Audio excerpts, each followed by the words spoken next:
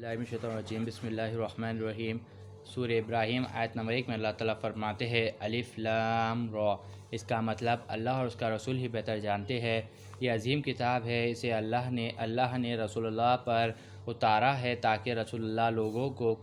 کفر کے اندھیروں سے نکال کر ایمان کی روشنی میں لے آئے، اور مزید یہ کہ رسول اللہ کے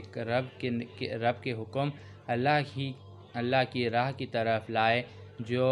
غلبے والا ہے، سب خوبیوں والا راستہ ہے۔ آیت نمبر 2 میں اللہ تعالیٰ فرماتے ہیں وہ اللہ کا ہے جو کچھ آسمان اور زمین میں ہے، سب اسی کا ہے، اور کفار کے لیے سخت عذاب کی وجہ سے بربادی ہے۔ آیت نمبر 3 میں اللہ تعالیٰ فرماتے ہیں یہ وہ لوگ ہیں جو دنیا کی زندگی کو آخرت کے مقابلے میں زیادہ پسند کرتے ہیں اور لوگوں کو اللہ کی راہ سے روکتے ہیں اور اس دین حق میں کجی تلاش کرتے ہیں، یہ لوگ دور کی گمراہی میں پڑے ہوئے ہیں۔ آیت نمبر 4 میں اللہ تعالیٰ فرماتے ہیں اور ہم نے کسی رسول کو نہیں بھیجا مگر اپنی قوم کی زبان کے ساتھ تاکہ وہ ان کے لیے اللہ کا میسیج خوب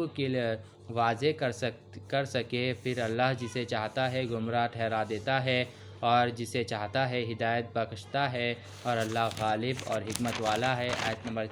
5 میں اللہ تعالیٰ فرماتے ہیں بے شک ہم نے موسیٰ علیہ السلام کو اپنی نشانیوں کے ساتھ بھیجا، اے موسیٰ تم اپنی قوم کو اندھیروں سے نکال کر نور کی طرف لے جاؤ، انہیں اللہ کے عذاب کی یاد دلاؤ جو ان پر پہلی امتوں پر آ چکی ہے، بے شک ان میں ہر زیادہ صبر والے اور خوب شکر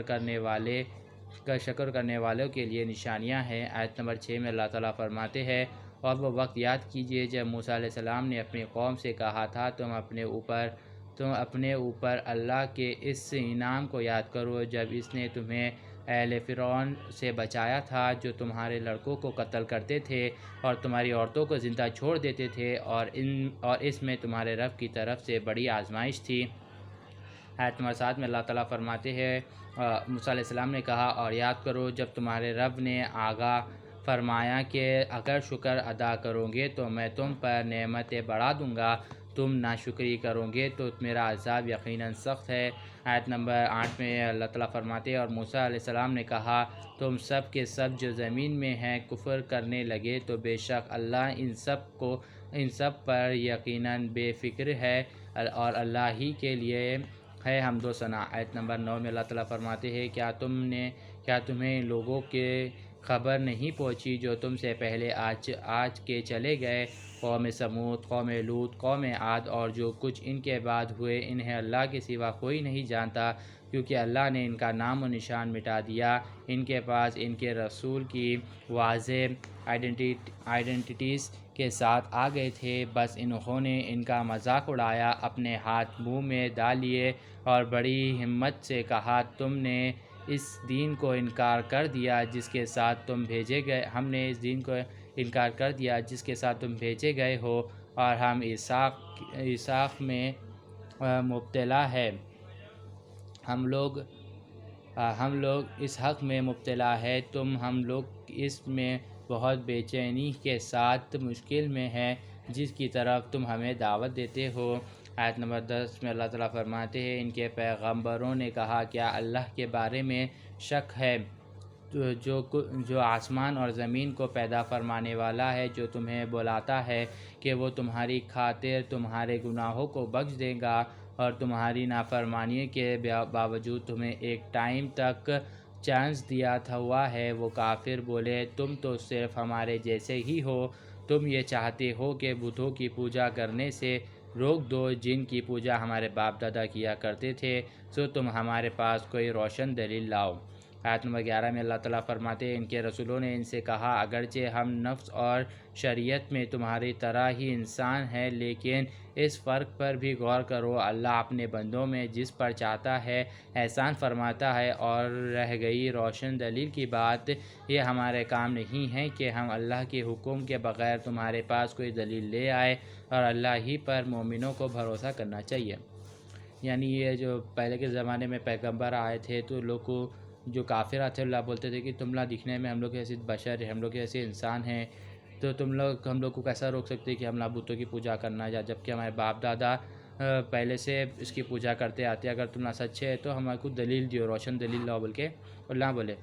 تو پہلے کے رسولہ بولے کہ ہاں اگرچہ ہم نفس میں، دکھنے میں اور شریعت میں تمہاری طرح ہی ہے، مگر کیا تم یہ فرق نہیں کرتے کہ اللہ تعالیٰ جس کو چاہتا ہے اس کو ہدایت دیتا ہے؟ اور رہی روشن دلیل کی بات، وہ تو اللہ کے حکم سے آ سکتی بول کے بولے۔ آیت نمبر 12 میں اللہ تعالیٰ فرماتے ہیں اور ہمیں کیا ہے کہ ہم اللہ پر بھروسہ نہ کریں، حالانکہ اللہ نے ہمیں ہدایت اور کامیابی کے راستہ بتایا ہے، اور ہم ضرور جو تم ہمیں تکلیف پہنچاؤ گے ہم صبر کر لیں گے، اور بھروسہ کرنے والوں کو اللہ ہی پر بھروسہ کرنا چاہیے۔ آیت نمبر 13 میں اللہ تعالیٰ فرماتے ہیں اور کافر لوگ اپنے پیغمبروں سے کہنے لگے کہ ہم ہر صورت میں تمہیں اپنے ملک سے باہر نکال دیں گے یا تمہیں ضرور ہمارے مذہب میں لوٹ آنا پڑے گا۔ تو پیغمبروں کے رب نے ان پر وحی کی کہ ہم ظالموں کو ضرور مار ڈالیں گے۔ آیت نمبر 14 میں اللہ تعالیٰ فرماتے ہیں اور ان کے بعد ہم تمہیں اسی ملک میں آباد فرمائیں گے، یہ وعدہ ہر اس شخص کے لیے ہے جو اللہ کے سامنے ٹھہرنے سے ڈرا اور اللہ کے وعدے عذاب سے ڈرا۔ آیت نمبر 15 میں اللہ تعالیٰ فرماتے ہیں اور آخر میں رسولوں نے اللہ سے وکٹوری مانگی، اور ہر شخص ضدی بدمعاش جو تھا وہ سب کے سب کی کوئی خواہش پوری نہیں ہوئی۔ آیت نمبر 16 میں اللہ تعالیٰ فرماتے ہیں اسی بربادی کے پیچھے پھر جہنم ہے، اور اس سے پیپ کا پانی پلایا جائے گا۔ آیت نمبر 17 میں اللہ تعالیٰ فرماتے ہیں جسے وہ مشکل سے پئیں گا اور جسے وہ حلق کے نیچے اتر نہیں سکے گا، اور اسے ہر طرف سے موت آ گھیرے گی اور وہ مر بھی نہ سکے گا، اور پھر اس کے پیچھے ایک سخت عذاب ہوگا۔ آیت نمبر 18 میں اللہ تعالیٰ فرماتے ہیں جو لوگوں نے اپنے رب سے کفر کیا ان کی مثال یہ ہے کہ ان کے اعمال اس راکھ کے مانند ہے جس پر تیز آندھی کے دن تیز ہوا کا جھونکا آ گیا، وہ ان اعمال میں سے جو انہوں نے کمایا تھا کسی چیز پر قابو نہیں پا سکے گا، یہ بہت دور کی گمراہی میں ہے۔ آیت نمبر 19 میں اللہ تعالیٰ فرماتے ہیں اے سننے والے، کیا تو نے نہیں دیکھا کہ بے شک اللہ نے آسمان اور زمین کو حق پر عقل کے ساتھ پیدا کرا، اگر وہ چاہے تو تمہیں دنیا سے مٹا دے اور تمہاری جگہ دوسرے لوگ پیدا کر دے۔ آیت نمبر 20 میں اللہ تعالیٰ فرماتے ہیں اور یہ کام اللہ پر کچھ بھی مشکل نہیں ہے، بہت آسان ہے یہ کام۔ یعنی اللہ تعالیٰ بول رہے کہ تم لوگ کو مٹا کے پھر تم لوگ کی جگہ دوسروں کو بیچنا، یہ اللہ تعالیٰ کے واسطے مشکل نہیں، بہت آسان کام ہے بول کے اللہ تعالیٰ بول رہے ہیں۔ صدق اللہ العظیم و صدق مولانا رسول اللہ۔